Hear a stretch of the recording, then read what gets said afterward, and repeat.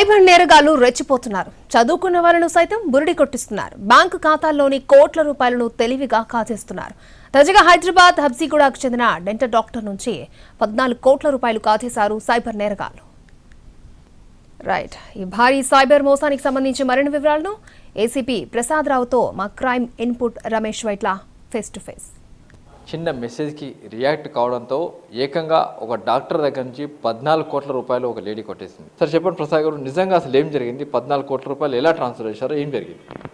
దీంట్లో ఏంటంటే మన విక్టిమ్కి ఫస్ట్ ఒక లేడీ మోనికా అని చెప్పేసి ఆ లేడీ నుంచి ఫేస్బుక్లో ఫ్రెండ్ రిక్వెస్ట్ వచ్చింది.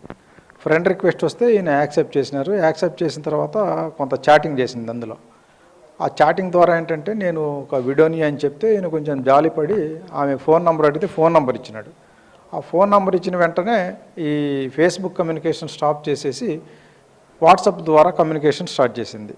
వాట్సాప్లో ఆమె ఒక సిఎంసి కంపెనీలో పనిచేస్తున్నట్లుగా, అది ఒక ట్రేడింగ్ కంపెనీ అని చెప్పి మంచి లాభాలు వస్తాయని చెప్పి నమ్మించి ఒక లింక్ పంపించింది. ఆ లింక్ ఓపెన్ చేస్తే సిఎంసి కంపెనీ వెబ్సైట్ ఓపెన్ అయింది.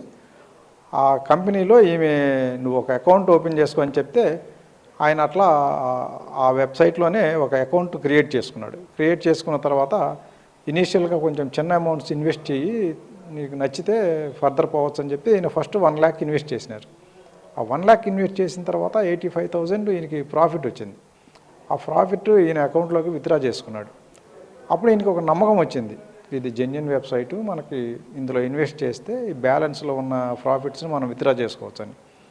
అప్పుడు ఈమె, మీరు మా కంపెనీ ఐపీఓస్ ఇష్యూ చేస్తున్నారు, ఇప్పుడు హ్యూజ్ అమౌంట్ కొంటే కనుక బల్క్లో తీసుకుంటే 50% ఆఫర్ ఉంది, అంటే 100 రూపీస్ ఉన్న షేర్ 50 రూపీస్కి వస్తుంది, అది కొన్న తెల్లారే 100 రూపీస్కి మీరు అమ్ముకోవచ్చు, ఇట్లా వెంటనే మీకు 100% ప్రాఫిట్స్ వచ్చేస్తాయని చెప్తే ఈయన అది నమ్మేసి అందులో ఆమె చెప్పినట్లుగా 3rd September నుంచి 20th November వరకు దాదాపు 14 crores ఇన్వెస్ట్ చేసినారు.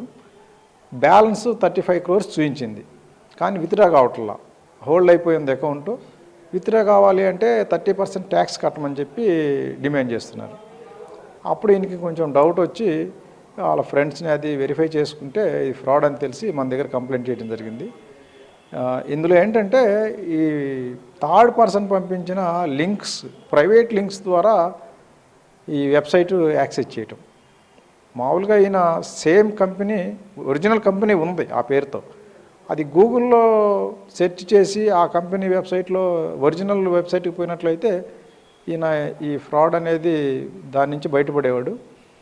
ఈయన అలా చేయకుండా ఆ లింక్లోనే మొత్తం అకౌంట్ క్రియేట్ చేసుకోవటం, ఇన్వెస్ట్ చేయటం అంతా చేసేసరికి లాస్ అవ్వాల్సి వచ్చింది. అంటే ఇప్పుడు వీడియో కాల్ కనబడ్డదా, లేకుంటే ఓన్లీ వాట్సాప్ చాటింగ్? ఈయన అంతా వాట్సాప్ చాటింగ్, వీడియో కాల్ ఎప్పుడు మాట్లాడాల, అంతా వాట్సాప్ చాటింగ్, వాట్సాప్ కాల్స్. అయితే దీనికి సంబంధించి పోలీసుల విచారణ కొనసాగుతుంది. దీనికి సంబంధించి అసలు మౌనిక పేరుతోటి చాటింగ్ చేశారా, లేకుంటే మౌనిక పేరుతోటే సైబర్ నేరగాళ్ళు డాక్టర్ వలవేసి ఉత్తంగా పట్టుకున్నారనే విషయం కూడా అటు పోలీసులు తెలియాల్సిన పని ఉంది. ప్రస్తుతానికైతే దీనిపై విచారణ కొనసాగుతుంది. ఫర్దర్గా 14 కోట్లు కొట్టేసిన సైబర్ నేరగాళ్ళ కోసం గాలింపు చర్యలు చేస్తున్నారు. Camera person సంతోష్తో Ramesh వెట్ల, NTV.